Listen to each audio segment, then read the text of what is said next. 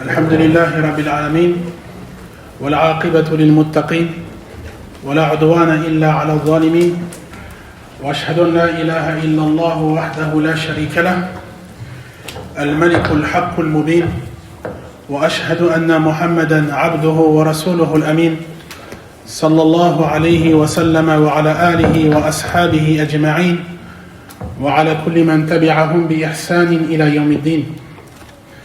أما بعد فالعنوان المعلن لكلمتنا مفاتيح الرزق ومغاليقه. Donc le titre annoncé de notre allocution est les clés de la subsistance et ses verrous. فدونكم مسائل خمسة تمهيدا لما نحن بصدده بإذن الله تعالى. Donc dans un premier temps, on citera 5 points, Inch'Allah Ta'ala, qui seront une introduction avant d'entamer le sujet en question, bi'idnillahi ta'ala. فالمسألة الأولى, donc le premier point qu'on va aborder, c'est أنواع الرزق. أنواع الرزق. Donc le premier point porte sur les différentes catégories de subsistance.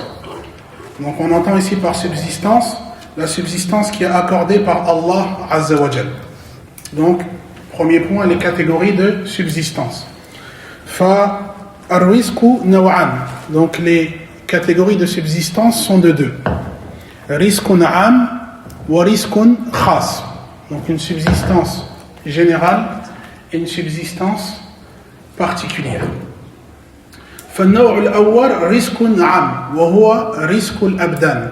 Donc ce qu'on entend par cette première catégorie, qui est la subsistance générale, c'est la subsistance des corps. Donc c'est la subsistance des corps.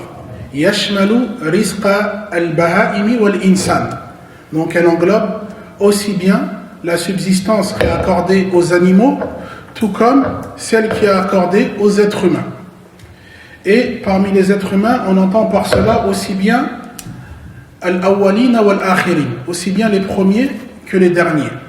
Également aussi bien al-muttaqina wal-fajara, aussi bien les pieux que les dépravés. Donc il s'agit d'une subsistance générale qui concerne toute la création. وعلى هذا قول الله تعالى وما من دابة في الأرض إلا على الله رزقها وَيَعْلَمُ مُسْتَقَرَّهَا وَمُسْتَوْدَعَهَا كُلٌّ فِي كِتَابٍ مُبِينٍ. Donc Allah Azza wa Jal dit dans Surat Hud, donc Surat Hud c'est la Surat 11, verset 6, Allah Azza wa Jal dit il n'y a pas de créature sur terre dont la subsistance n'incombe à Allah. Il sait où elle trouve refuge et où elle mourra. Tout ceci est consigné dans un livre explicite. وَالنَّوْعُ الثَّانِي, on a dit rizqun khas. On a dit que la seconde catégorie est une subsistance du coup particulière. Donc il s'agit de rizqul qulub. Rizqul qulub wa tarbiyatuha bil ilmi wal iman. Donc c'est-à-dire c'est la subsistance des cœurs. D'accord? Et leur vivification par la science et par la foi. Wa hadha khassun bil mu'minin. Et cette catégorie de subsistance est réservée aux croyants seulement. على مراتبهم منه حسب ما تقتضي حكمة الله ورحمته. Donc, on a dit que c'est une subsistance qui est réservée aux croyants.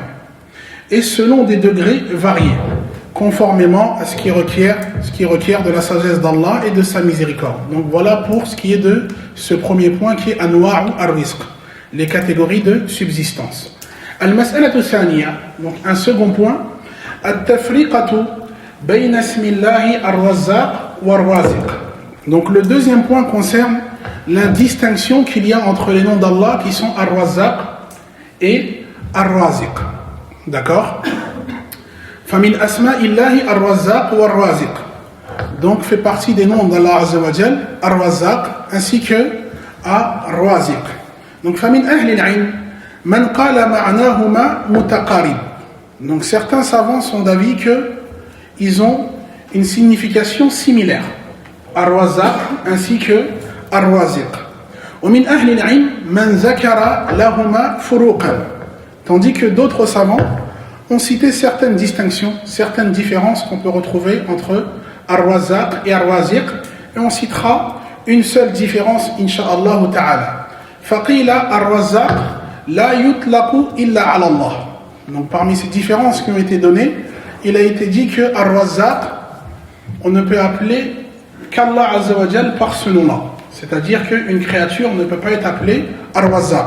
Donc aussi, on fait une distinction entre Al-Ta'bid et Al-Itlaq. Donc Al-Ta'bid, c'est lorsqu'on va faire précéder le nom d'Allah Azza wa Jal par Abd. Donc ici, il n'y a pas de divergence. On peut appeler quelqu'un Abd al-Razzaq ou autre. Maintenant, est-ce qu'on a le droit de dire un tel Fulanun Razzaq? Donc les savants de dire que non, Ar-Razzaq, c'est réservé à Allah seul. À la différence du coup de Ar-Raziq, qui est un nom d'Allah Azza wa Jal, et qu'on peut également du coup utiliser pour une créature. Donc on peut également appeler une créature Raziq. Donc il existe certaines preuves à ce sujet-là. Parmi ces preuves, Allah Azza wa Jal dit notamment Kul ma inda Allahi khayrun min al-lahwi wa min al-tijara wallahu khayrur raziqin. Donc Allah dit dans surat Al-Jumu'ah, donc Al-Jumu'ah, surat le vendredi, qui est la surat 62, verset 11.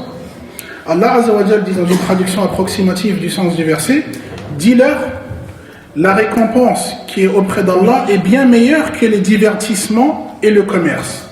Allah est le meilleur des pourvoyeurs. Donc wajhud dalala fi lafzi ar-raziq bi sirati al-jam'. Donc ici l'argument, la preuve, on la tire de la parole d'Allah Azza wa Jal qui a utilisé du coup le nom ar-raziq au pluriel. Donc c'est-à-dire qu'il y a du coup plusieurs pourvoyeurs. Et Allah Azza wa Jal a dit notamment dans ce verset-là wallahu khayrur raziqin. Mais Allah est le meilleur pourvoyeur. Et on retrouve dans d'autres versets wa anta khayrur raziqin, et tu es le meilleur pourvoyeur. Ou encore dans d'autres versets wa huwa khayrur raziqin, et il est le meilleur des pourvoyeurs. قال الإمام الطبري المتوفى سنة 10 من الهجرة. Donc l'imam At-Tabari, qui est décédé en 310 de l'Hégire, dit dans son tafsir وهو خير من قيل إنه يرزق ووصف به وذلك أنه قد يوصف بذلك من دونه فيقال فلان يرزق أهله وعياله. Donc l'imam At-Tabari a dit, et Allah est le meilleur de ceux à qui on attribue la capacité de pourvoir. D'accord? Et qui sont décrites ainsi. En effet, ce qualificatif peut être utilisé pour d'autres qu'Allah. On dit par exemple, un tel subvient du coup aux besoins de sa famille ou encore de ses enfants. Donc voilà pour ce second point qui est la différence qu'il y a notamment entre le nom d'Allah Azza wa Jal, Ar-Razzaq, ainsi que son nom Ar-Raziq. Est-ce que c'est clair pour tout le monde? Al-mas'alatu al-thalitha furuqun bayna rizqi Allahi wa rizqi al-abd. Donc là, le troisième point, c'est les différences entre la subsistance accordée par Allah et la subsistance accordée du coup par l'homme. La subsistance accordée par Allah et la subsistance accordée par l'homme. Donc, fasamma furukun khamsa. Donc, on citera 5 différences. On citera du coup 5 différences. Al-farqu al-awwal. Donc, la première différence, rizqullahi la yanfad. Wa rizqul abdi yanfad. Donc, la première différence, c'est que la subsistance accordée par Allah ne s'épuise jamais. Tandis que la subsistance accordée par une créature est amenée du coup à s'épuiser. Allah Azza wa Jal dit notamment dans le Coran Ma indakum yanfadu wa ma indallahi baq. Donc dans surat An-Nahl, surat les abeilles, donc la surat 16, verset 96, Allah Azza wa Jal dit ce que vous possédez s'épuise, tandis que ce qui est auprès d'Allah demeure et perdure. Al-farqu al-thani, donc une seconde différence, Allahu yarzuqul mu'mina wal kafir. Donc Allah Azza wa Jal accorde de sa subsistance aux croyants tout comme aux mécréants. À la différence de la créature, حيث قيل العبد لا يرزق من يخالفه إلا لمصلحة. Donc il a été dit que contrairement à l'homme qui n'accorde généralement quelque chose, d'accord, à celui qui le contredit qu'en vue d'un intérêt. Donc ça c'est al-ghalib. Al-farqu al-thalith, rizqullahi awjadahu min adam. Donc une troisième différence, la subsistance qu'Allah Azza wa Jal accorde à ses serviteurs provient d'une création à partir du néant. D'accord? Wa rizqul abd mallakahu Allahu iyyahu. Tandis que la subsistance qu'une personne est amenée à accorder à autrui, d'accord, c'est Allah Azza wa Jal qui lui a permis de la posséder. C'est Allah Azza wa Jal qui lui a permis du coup de posséder cette subsistance. Al-farqu ar-rabi' rizqullahi maddiyun wa ma'nawi wa rizqul 'abdi maddiyun fahasb. Donc la quatrième différence est que la subsistance d'Allah est à la fois matérielle et spirituelle. D'accord? Tandis que la subsistance qu'un homme va accorder à autrui est seulement matérielle. Donc on entend par la subsistance spirituelle notamment ce qu'on a pu citer précédemment lorsqu'on a dit rizqun khas, donc une subsistance particulière. D'accord? Donc il s'agit d'une subsistance spirituelle. Al-farqu al-khamis rizqullahi da'imun fi dunya wa fi al-akhirah. La subsistance qu'Allah Azza wa Jal accorde, elle se trouve aussi bien ici-bas, tout comme dans le delà. Wa rizqul 'abdi fi dunya faqat. Tandis que un homme qui est amené à accorder une subsistance à autrui, il l'accordera ici-bas seulement et non dans l'au-delà. Donc voilà 5 différences qu'on retrouve du coup entre la différence d'Allah, la subsistance d'Allah et la subsistance de l'homme. Fa'ala أن الرازق يطلق على الخلق كما سبق إلا أن الرازق الحقيقي على وجه الكمال هو الله. Donc en conclusion de ce troisième point, on peut dire que quand bien même donc, le terme ar-raziq, comme on l'a dit précédemment, il peut être utilisé du coup pour désigner une créature. D'accord? Malgré cela, le véritable pourvoyeur du coup, c'est Allah Azza wa Jal seul. C'est Allah Azza wa Jal seul. Al-mas'alatu ar-rabi'a, donc un quatrième point, ziyadatu rizqi wa nuqsanuhu. Donc l'augmentation et la diminution de la subsistance. Donc l'augmentation et la diminution de la subsistance. Far-rizqu la yazidu wa la yankusu min wajh wa yazidu wa yankusu min wajh. Donc ça c'est un point important, c'est-à-dire que la subsistance, donc sous un certain aspect, ni elle n'augmente, ni elle ne diminue.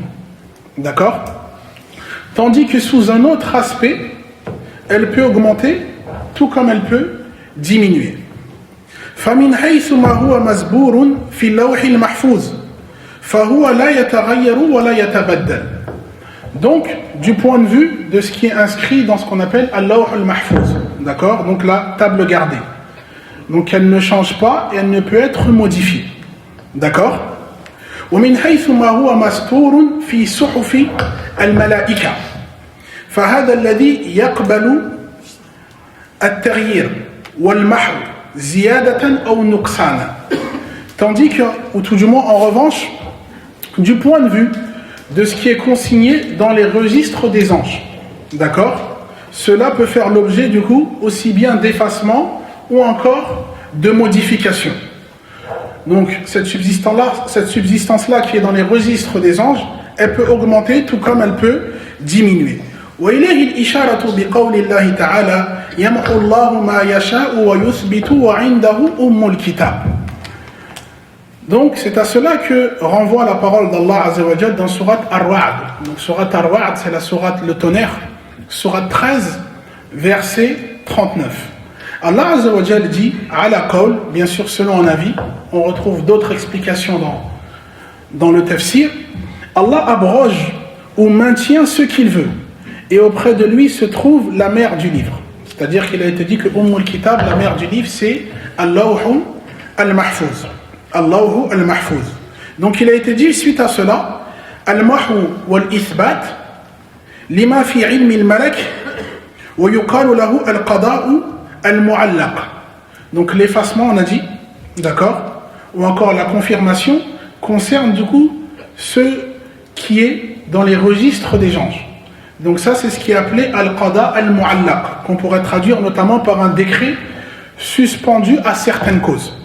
C'est-à-dire qu'il est des choses dans les registres des anges, et dès lors qu'on va accomplir certaines causes, Allah Azza wa Jal peut demander à l'ange de changer telle ou telle chose.